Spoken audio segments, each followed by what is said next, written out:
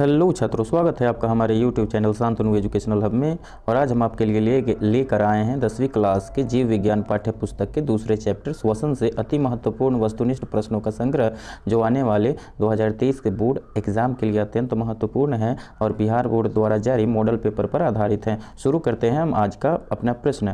पहला प्रश्न है, वह क्रिया जिसके द्वारा कोशिकाओं में ग्लूकोज के ऑक्सीकरण से ऊर्जा का उत्पादन होता है क्या कहलाता है? ऑप्शन ए अवशोषण, ऑप्शन बी श्वसन, ऑप्शन सी परिवहन या ऑप्शन डी इनमें से कोई नहीं। तो छात्रों, यह प्रक्रिया श्वसन कहलाती है, अतः हमारा ऑप्शन बी सही है। अगला प्रश्न है, मनुष्य का दायां और बायां नासिका वेश्म किसके द्वारा एक दूसरे से पृथक होते हैं? ऑप्शन ए गिलकोष्ठ, ऑप्शन बी नासा पट्टिका, ऑप्शन सी दोनों या ऑप्शन डी इनमें से कोई नहीं। तो मनुष्य का दायां और बायां नासिका वेश्म नासा पट्टिका द्वारा एक दूसरे से अलग होते हैं, अतः हमारा ऑप्शन बी सही है। अगला प्रश्न, तीसरा प्रश्न है, मछली में गिल्स एक चपटी थैली में होती है, इस चपटी थैली को क्या कहते हैं? ऑप्शन ए गिलकोष्ठ, ऑप्शन बी नासिका, ऑप्शन सी दोनों या ऑप्शन डी इनमें से कोई नहीं। तो छात्रों, इस चपटी थैली को हम लोग गिलकोष्ठ कहते हैं, अतः हमारा ऑप्शन ए सही है। अगला प्रश्न, चौथा प्रश्न देखते हैं, निम्न में से किसका उपयोग प्रायः कोशिका द्वारा ऊर्जा उत्पादन के लिए किया जाता है? Option A glucose, option B वसा अम्ल, ऑप्शन सी एमिनो अम्ल या ऑप्शन डी सुक्रोज। तो ग्लूकोज का उपयोग कोशिका द्वारा ऊर्जा उत्पादन के लिए किया जाता है, अतः हमारा ऑप्शन ए सही है।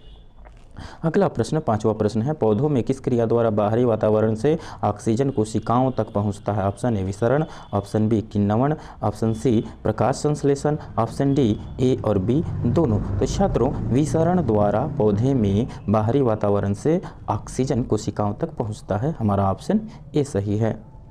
छठा प्रश्न है, श्वसन की क्रिया में खाद्य पदार्थों का क्या होता है? ऑप्शन ए संश्लेषण, ऑप्शन बी दहन, ऑप्शन सी विघटन या ऑप्शन डी परिवर्तन। तो छात्रों, श्वसन की क्रिया में खाद्य पदार्थों का विघटन होता है, अतः हमारा ऑप्शन सी सही है।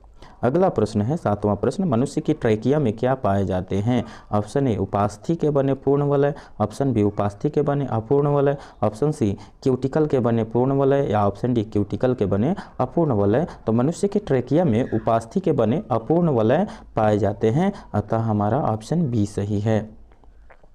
अगला प्रश्न देखते हैं, हमारा आज का आठवां प्रश्न है, अवायवीय श्वसन कोशिका के किस भाग में होता है? Option A mitochondria, option B कोशिका द्रव्य, ऑप्शन सी हरित लवक या ऑप्शन डी कोशिका झिल्ली। तो छात्रों, कोशिका द्रव्य में अवायवीय श्वसन की क्रिया होती है, अतः हमारा ऑप्शन बी सही है। हमारा नौवां प्रश्न है, मनुष्य में सांस लेने और छोड़ने की क्रिया को क्या कहते हैं? ऑप्शन ए श्वसन, ऑप्शन बी श्वासोच्छ्वास, ऑप्शन सी निश्वसन या ऑप्शन डी निःश्वसन। तो छात्रों, सांस लेने और छोड़ने की प्रक्रिया को सम्मिलित रूप से श्वासोच्छ्वास कहते हैं, हमारा ऑप्शन बी सही है।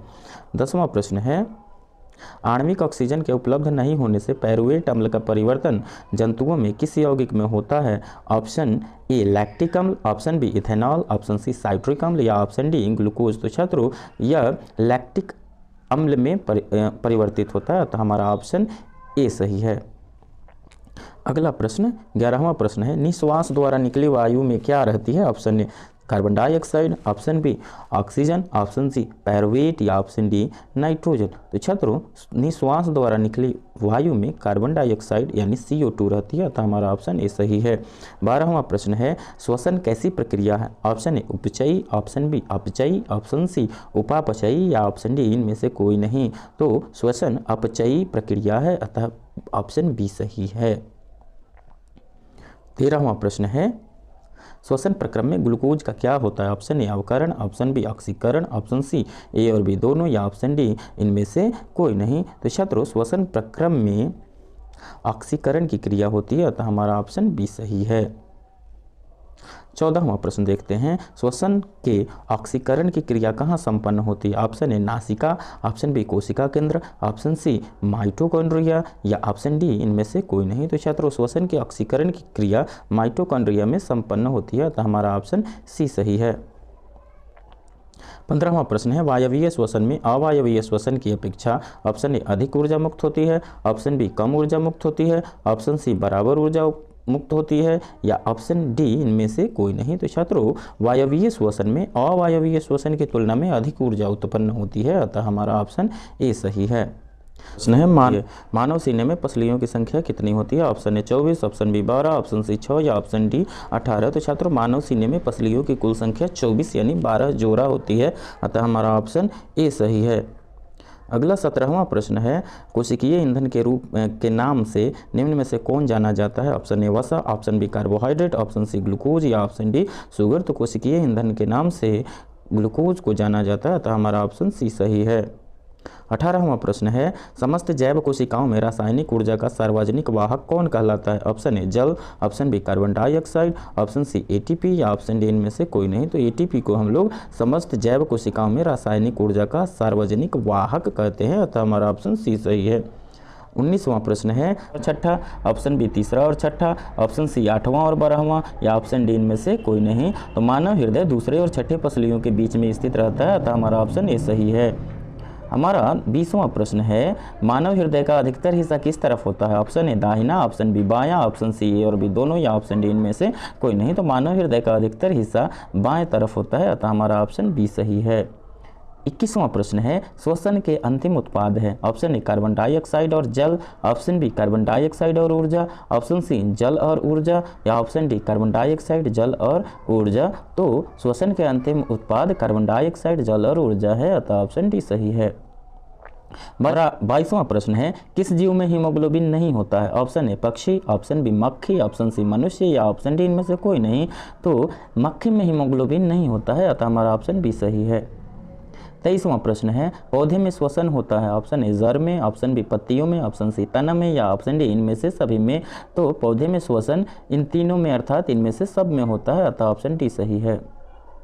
24वां प्रश्न है ग्लाइकोलिसिस की प्रक्रिया संपन्न होती है? ऑप्शन ए स्टोमाटा में, ऑप्शन बी केंद्रक में, ऑप्शन सी माइटोकॉन्ड्रिया में या ऑप्शन डी कोशिका द्रव में। तो छात्रों ग्लाइकोलिसिस की प्रक्रिया कोशिका द्रव में संपन्न होती है, अतः ऑप्शन डी सही है।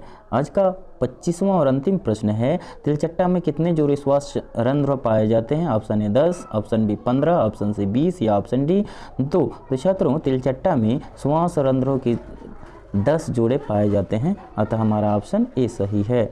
इसी के साथ आज का हमारा प्रश्नों का संग्रह समाप्त होता है। आशा है कि आपको आपके परीक्षा में यह अत्यंत लाभकारी होगा और आपसे एक निवेदन है कि हमारे चैनल को सब्सक्राइब करें और अपने दोस्तों में शेयर करें ताकि वे भी हमारे इस प्रयास का सफल उपयोग कर सकें। धन्यवाद।